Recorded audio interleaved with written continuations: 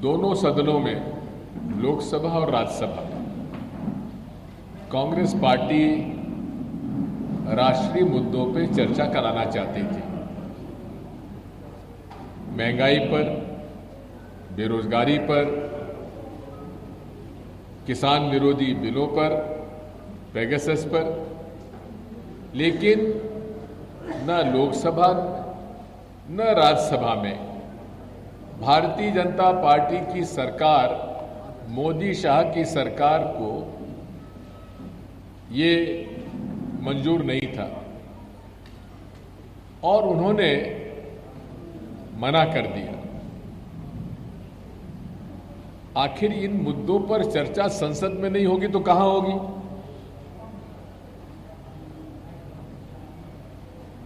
एक तरफ यूपीए सरकार में और उसके पहले कांग्रेस पार्टी की सरकारों में जब इस प्रकार के जनता से जुड़े हुए मुद्दों पर चर्चा के लिए मांग की गई, चर्चाएं हुई, बहस हुई, उन्होंने, विपक्ष ने अपना पक्ष रखा, सरकार ने अपना पक्ष रखा और जनता के सामने ये बात गई। लेकिन मोदी शाह की जोड़ी जो है, पूरे तरीके से सत्ता का केंद्रीकरण उन्होंने कर रखा है।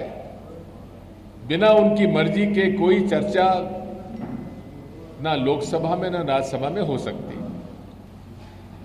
इसीलिए एआईसीसी ने यह तय किया है कि वे अलग अलग प्रांतों में अलग अलग लोगों को भेजेंगे। आज की जो समस्याएं हैं, महंगाई की, बेरोजगारी की, और किस प्रकार राष्ट्रीय संपत्ति को, राष्ट्रीय संपदा को, और जो कांग्रेस पार्टी ने 1947 से लेकर 2014 तक जो राष्ट्र निर्माण में पीएसयू और पब्लिक सर्विस के जो प्रोजेक्ट्स बनाए, चाहे बांध हो, चाहे रेलवे लाइन हो, चाहे ट्रेन हो, चाहे पोर्ट्स हो, चाहे एयरपोर्ट्स हो, उन सब को बेचने के लिए उन्होंने नेशनल मॉनिटाइजिंग पाइपलाइन की घोषणा की। लायक बेटे में और नालायक बेटे में यही फर्क होता है।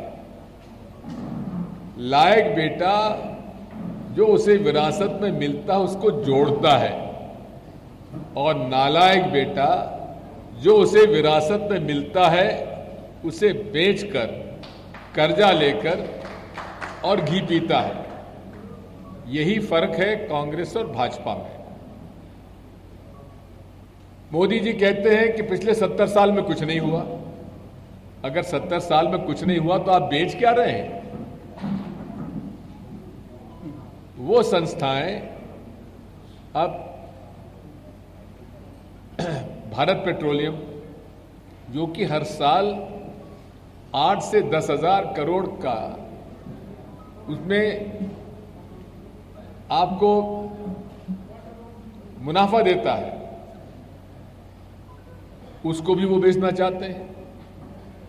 एलआईसी जो 100 करोड़ से पंडित जवाहरलाल नेहरू ने शुरू की थी, वो आज जबकि लाखों करोड़ की हो गई है और करोड़ों लोगों को उन्होंने सस्ते दामों पर, सस्ते प्रीमियम पर जीवन बीमा कराया है, उसको भी बेचना चाहते हैं। उसकी वजह से आज आपके बिहार में भी एलआईसी के एजेंट्स में लगातार कमी होती जा रही है, क्लाइंट्स में कमी होती जा रही है।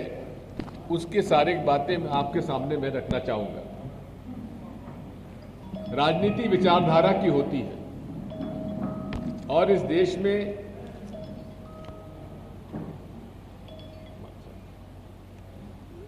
देश में एक तरफ महात्मा गांधी, पंडित जवाहरलाल नेहरू, सरदार वल्लभ भाई पटेल और राम मनोहर लोहिया भी उसमें शामिल मैं करूंगा, क्योंकि ये सब सोशलिस्ट विचारधारा के लीडर्स थे। जेपी बाबू भी, ये सब समाजवादी विचारधारा के लोग थे जो कि जिन्होंने की आज़ादी की लड़ाई लड़ी और आज़ादी की लड़ाई के बाद उन्होंने राष्ट्र निर्माण में सहयोग किया। दूसरी विचारधारा कम्युनिस्ट पार्टी की है, उनका एक अलग एजेंडा है। तीसरी विचारधारा राष्ट्रीय स्वयंसेवक संघ की है, जो 1925 से लेकर आज तक उनका एक ही एजेंडा है कि वे गरीब, वंचित वर्ग और किसान और मजदूर के खिलाफ है। वो पूरे तरीके से बाबा साहब अंबेडकर के भारतीय संविधान को वो स्वीकार नहीं करते हैं। ये मैं आज से नहीं कह रहा हूं, जब से भारतीय संविधान आया देश में तब से लेकर आज तक गुप्त रूप, पहले तो खुलेआम और फिर उसके बाद गुप्त रूप से इन्होंने भारतीय संविधान को डाइल्यूट करने के लिए, प्रावधान को डाइल्यूट करने के बारे में उन्होंने सदैव प्रयास किया। यहां तक कि मोहन भागवत जी ने तो यहां तक कह दिया था कि आरक्षण के मामले में पुनर्विचार किए जाने की आवश्यकता है। इसी प्रकार से वो पब्लिक सेक्टर यूनिट्स के खिलाफ रहे। जब भाखरा नंगल बांध बना तो भारतीय जनसंघ जिस समय था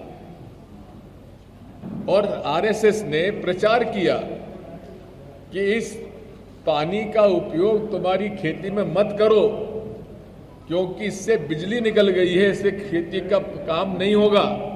इस तरह का झूठा प्रचार करते थे। जितने भी आज पब्लिक सेक्टर यूनिट्स हैं जिनको बेचने का कई प्रक्रिया है, आज 1990 से 91 के बीच में से डिसइन्वेस्टमेंट का काम शुरू हुआ इकोनॉमिक पॉलिसी में। तब से लेकर और 2014 तक जितनी रेवेन्यू आई वो लगभग 3,30,00,000 करोड़ के आसपास आई, 91 से लेकर 2014 तक। यानी कि 14 और वो 9, 23 साल में लगभग 3,30,000 करोड़ का डिसइन्वेस्टमेंट हुआ।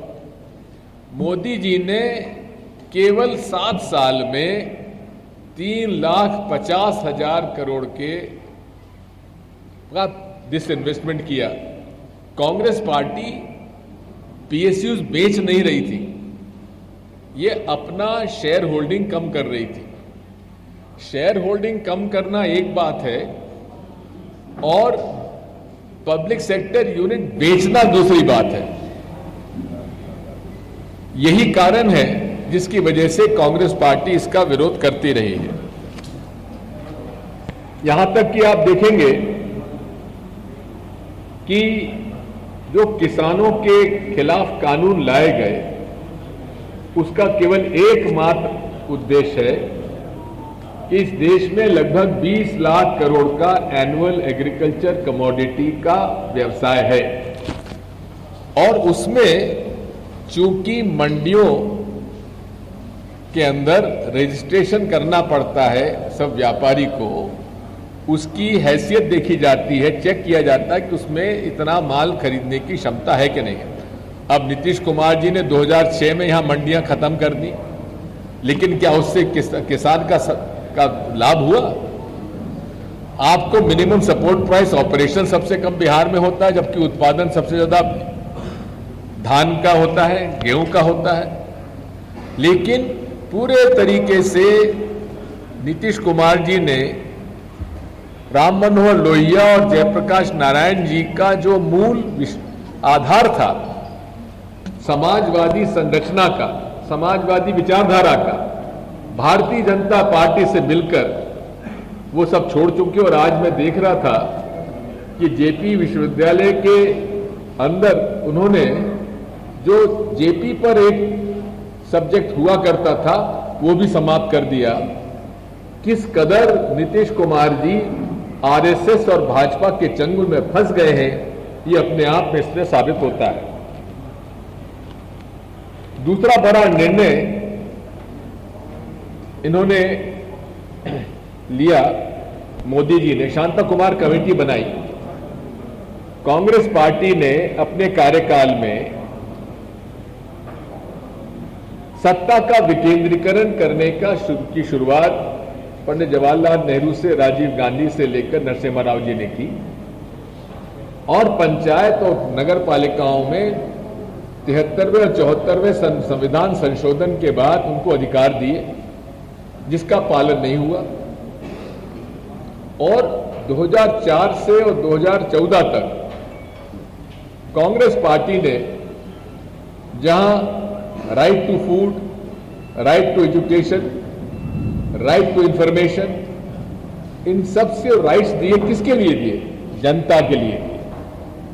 पहले केवल चुने लोग अपने प्रश्न किया कर सकते थे विधानसभा में, संसद में, लेकिन राइट टू इंफॉर्मेशन के माध्यम से हर व्यक्ति को इस देश में प्रश्न पूछने का अधिकार दिया, और उसके कारण कई भ्रष्टाचार के प्रकरण उजागर हुए।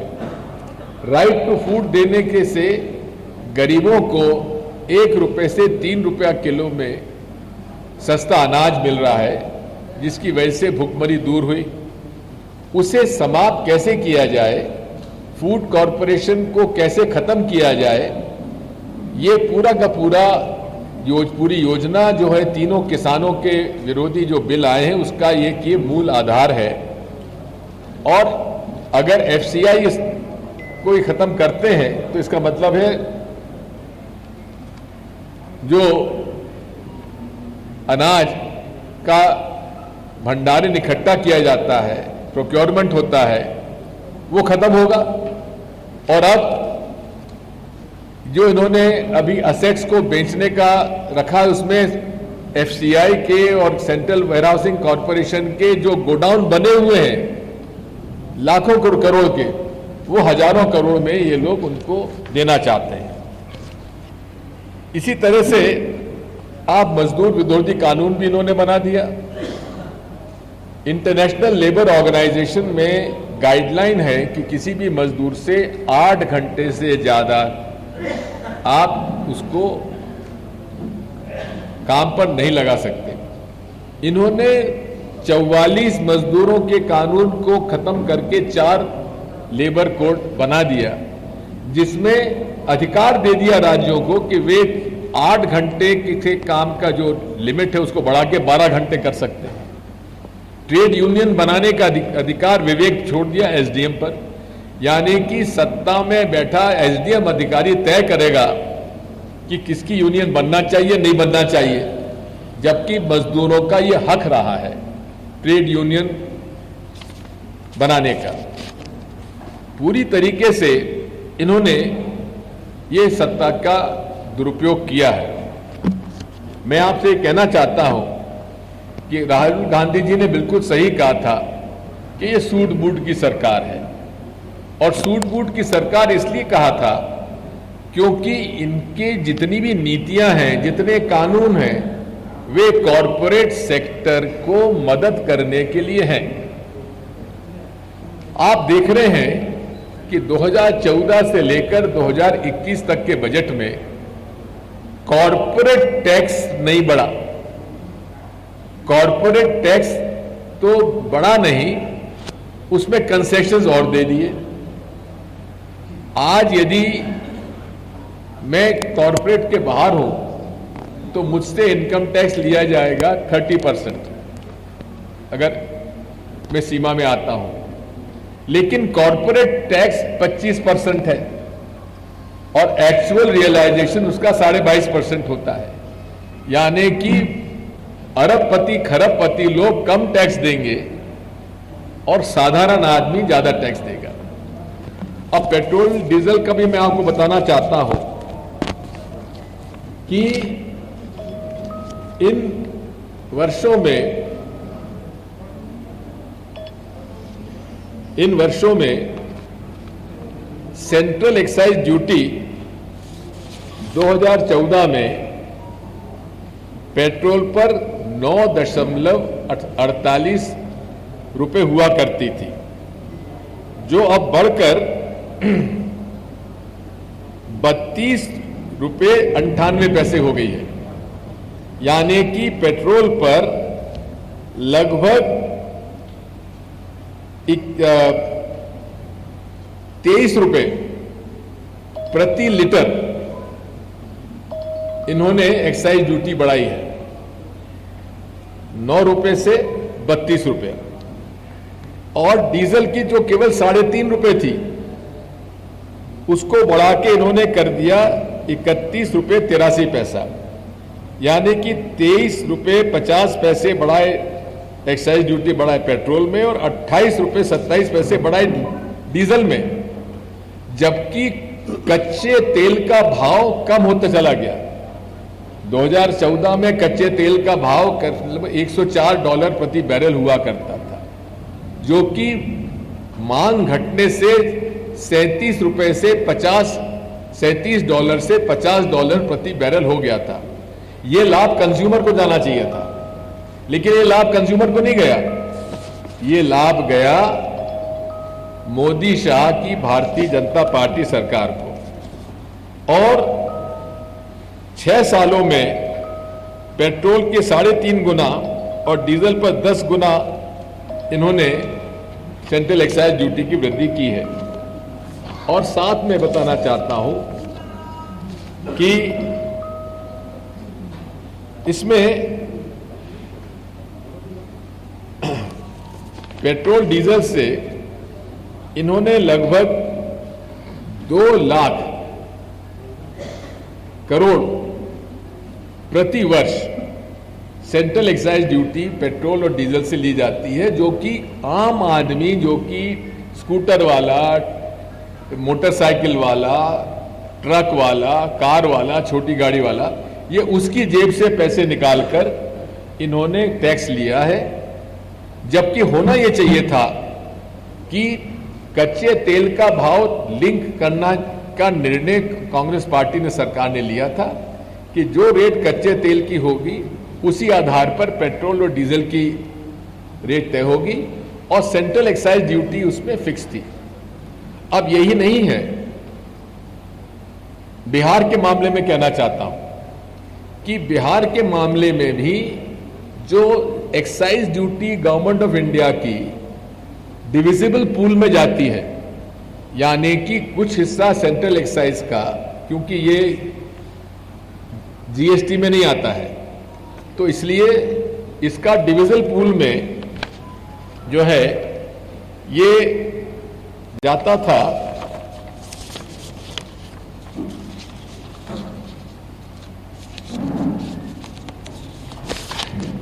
जो एक्साइज ड्यूटी का जो 9.48 का एक्साइज ड्यूटी थी उसका डिविजिबल पूल में जाता था 6.35 रुपीस, यानी कि उसका हिस्सा 6.35 राज्यों को जाता था।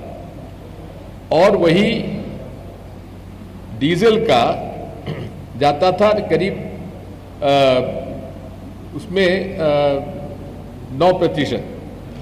अब वो घटा दिया गया और घटा के उसको डिविजिबल पूल से हटाकर सेस में डाल दिया, यानी कि जो सेंट्रल एक्साइज ड्यूटी बढ़ी है 2.25 लाख करोड़ हो गया, 60,000 करोड़ से बढ़कर 2014 में 60-70 हजार करोड़ आता था, वो 2.25 लाख करोड़ हो गया। और उसमें भी जो स्टेट का हिस्सा था वो कम कर दिया गया। पूरे तरीके से इन्होंने सरकार को घाटा दिया है और राज्यों का अधिकार भी छीना है। लेकिन मुझे इस बात का दुख है कि जब राज्यों का अधिकार छीन रहा था तो नीतीश कुमार जी कुर्सी पर बचाने के लिए मोदी जी के हर निर्णय का वे सब स्वागत कर रहे थे। अभी उन्होंने पहली बार हिम्मत दिखाई है कि पिछड़ा वर्गों का सेंसस आरक्षण, सेंसस के हिसाब से पिछड़ा वर्गों के आधार पर होना चाहिए, लेकिन गए थे, लेकिन उनकी भी बात नहीं मानी गई। लेकिन उन्होंने दिखा दिया बिहार की जनता को कि हम आरक्षण के, बिहार ओबीसी के पक्ष में है, लेकिन मोदी जी ने उनकी बात नहीं मानी है आज तक। आगे मान ले मैं नहीं जानता। और इस तरह से आप देखेंगे कि भारत पे 2014 में कर्जा था 54,90,000 करोड़ रुपए, जो 2020 में हो गया 100 लाख करोड़, यानी कि आजादी से लेकर 2014 तक 54,000 और 2014 से लेकर 2020 में लगभग 50 लाख करोड़ का कर्जा बढ़ गया है। इस तरह से हर पहलू पर इन लोगों ने नुकसान किया है। आप डिमोनेटाइजेशन में उन्होंने कहा था नोटबंदी होगी, काला धन आ जाएगा, आतंकवाद समाप्त हो जाएगा, फेक करेंसी बंद हो जाएगी और भ्रष्टाचार समाप्त हो जाएगा उस समय। और यह भी कहा था कि डिजिटल ट्रांजैक्शन बढ़ जाएंगे, लेकिन उल्टा हुआ।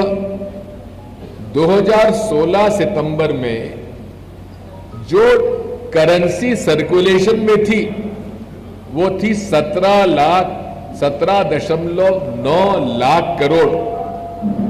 अब डिजिटल करेंसी ट्रांजैक्शन ज्यादा बढ़ता तो ये करेंसी कम होना चाहिए थी, लेकिन 2016 से लेकर 2021 में आरबीआई का लेटेस्ट फिगर है कि ये बढ़ के हो गया है 27 लाख करोड़, यानी कि 10 लाख करोड़ मार्केट में और करेंसी आ गई है।